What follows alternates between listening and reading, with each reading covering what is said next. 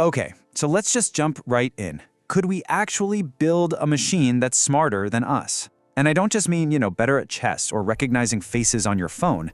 I mean truly, fundamentally more intelligent in every single way. It is one of the biggest, most mind-bending questions of our time, and honestly, the answer could change, well, everything.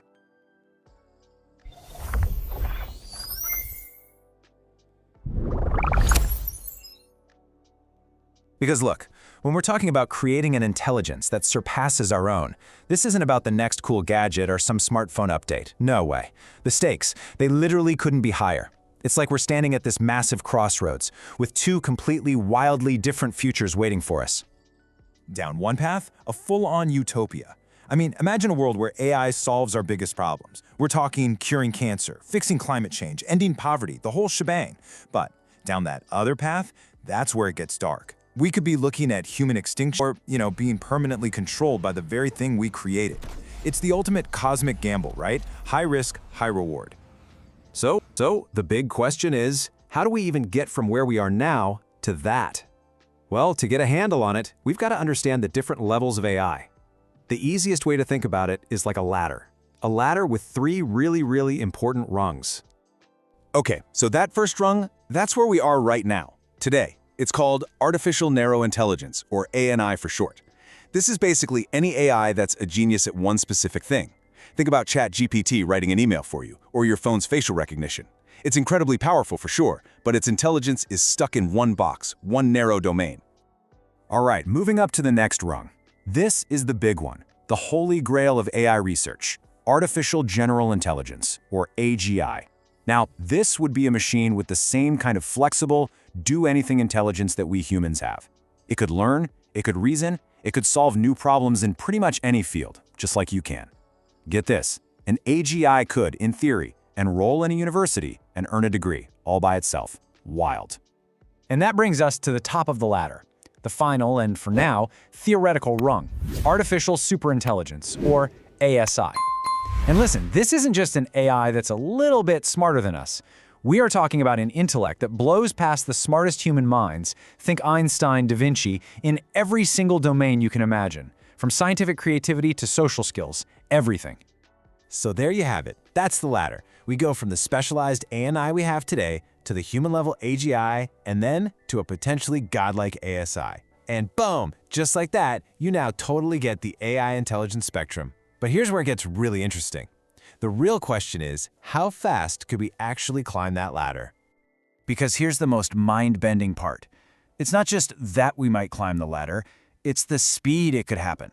The jump from human-level AGI to superhuman ASI, well, it might not be a slow, gentle climb. It could be an explosion, an intelligence explosion. This isn't a new idea. Way back in 1965, a mathematician named I.J. Good basically called it. He said, "The first ultra-intelligent machine is the last invention that man need ever make." Just let that sink in for a second. Once we build an AI that's as smart as us, what's the first thing it could do? It could design an even smarter AI, and that one designs an even smarter one. And you get this runaway feedback loop, this cascade of ever-increasing intelligence. So this leads to a huge debate in the field. Will the takeoff be fast or slow? A fast takeoff is pretty terrifying, actually. It means the jump from AGI to a world-changing ASI could happen in days, maybe even hours. We'd have zero time to react, no chance to pull the plug or fix a mistake. A slow takeoff, on the other hand, might give us years or decades to figure things out. So you can see why the speed of this whole thing is absolutely crucial for safety. Okay, and that brings us to the single biggest problem in all of this. This is kind of the big aha moment in AI safety.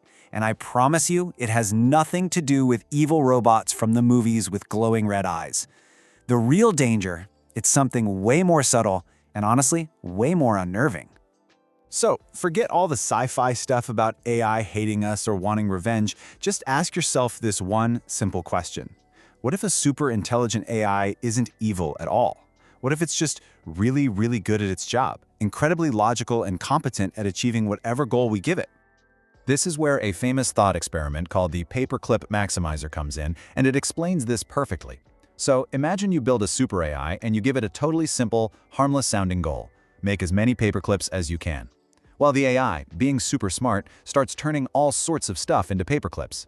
Then, in its quest for ultimate efficiency, it might realize, hey, human bodies are made of atoms that can be turned into paperclips. It wouldn't wipe us out because it hates us, it would do it because we were just a convenient source of raw materials for its very simple, very logical goal. There's a name for this concept. It's called instrumental convergence. And the idea is pretty profound. It says that no matter what final goal you give a powerful AI, making paperclips, solving climate change, whatever, it will almost certainly develop the same sub-goals to help it succeed. Things like 1. Protect itself, 2. Keep its original goal, 3. Get smarter, and 4. Grab all the resources it can. And from the AI's point of view, guess what might be a threat to its existence or a competitor for resources? Yup, us.